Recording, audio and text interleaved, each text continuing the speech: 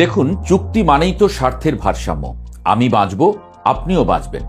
কিন্তু যখন স্বার্থের হিসাব এমন দাঁড়ায় যে নিজেরটাই বেচে দিয়ে অন্যেরটা বাঁচাতে হয়, তখন আর তাকে চুক্তি বলা যায় না।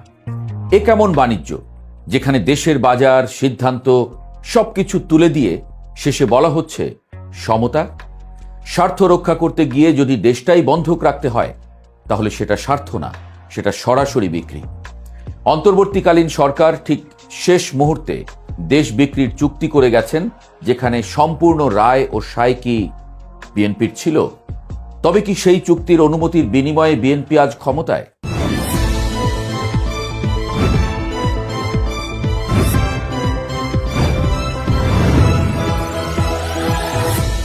আপনি যদি সাম্প্রতিক সময়ের দিকে তাকান, দেখবেন বাংলাদেশ তেলের বাজারে নিজস্ব সিদ্ধান্ত নিতে যেন কেমন এক অদৃশ্য দেয়ালে আটকে যাচ্ছে।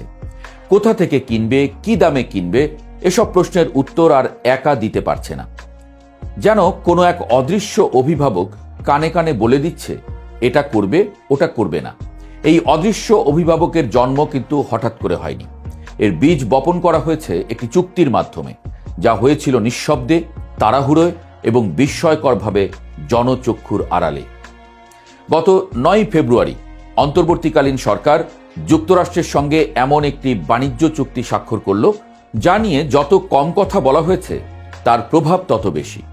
12 ফেব্রুয়ারি জাতীয় সংসদ নির্বাচন, মাত্র 3 দিন আগে একটি অনির্বাচিত সরকার এমন একটি দীর্ঘমেয়াদী, গভীর, প্রভাববাহী চুক্তিতে স্বাক্ষর করল, যার দায়ভার তাদের বহন করার কথা নয়।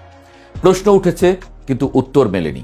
যেন প্রশ্নগুলো বাতাসে উঠছে আর উত্তরগুলো কোথাও ইচ্ছাকৃতভাবে লুকিয়ে রাখা হয়েছে। জাতীয় নির্বাচনের ডামাডোলে এ নিয়ে তেমন আলোচনা হয়নি।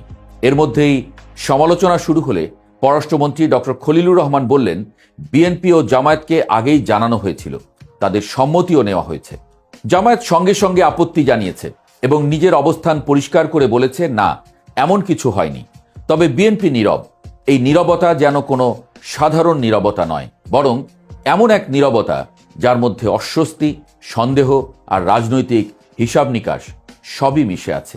চুক্তির বিস্তারিত প্রথমে জানা যায়নি। পরে যুক্তরাষ্ট্রের বাণিজ্য প্রতিনিধির দপ্তর তাদের ওয়েবসাইটে 32 পৃষ্ঠার দলিল প্রকাশ করে। Agreement on reciprocal trade, RTA. নামটা শুনে মনে হতে পারে দুই পক্ষের সমান সুবিধা, কিন্তু দলিল খুলে পড়লে বোঝা যায় এ যেন একতরফা সুবিধার সুচারু নকশা। চুক্তি অনুযায়ী বাংলাদেশকে যুক্তরাষ্ট্র থেকে 14টি বোয়িং উড়োজাহাজ কিনতে হবে। আগামী 15 বছরে $1500 কোটি জ্বালানি কিনতে হবে।